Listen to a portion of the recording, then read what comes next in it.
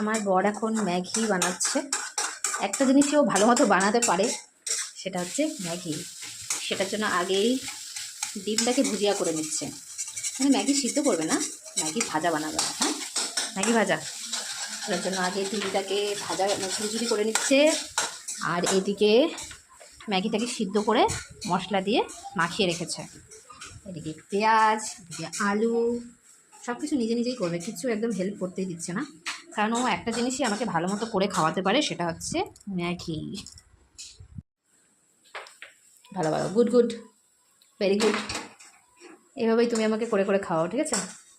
হ্যাঁ, রান্না করার সময় আবার কথা বলা যায় না, এটা নাকি কথা বলতে হয় না।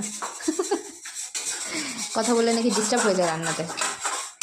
এত মনোযোগ সহকারে সব করে না, রান্নাও করবে মনোযোগ সহকারে, যেই কাজ করবে সেই কাজই নিখুঁত করতে হবে না। অলমোস্ট আমাদের ম্যাগি রেডি, জাস্ট দেখতে তো ইয়াম্মি লাগছে একদম। এখন শুধু খাওয়ার জন্য একদম অপেক্ষায় আছি আমি, ভীষণ খিদে পেয়ে গেছে। অপেক্ষা করছি কখন আসবে খাবারটা, খুব খিদে পেয়ে গেছে। চলে এসেছে মাস্টার শেফ, এখন রান্না করেছে, ম্যাগি বানিয়েছে। জাস্ট দেখতে তো ইয়াম্মি ইয়াম্মি লাগছে। এখন খেয়ে দেখি কেমন লাগছে।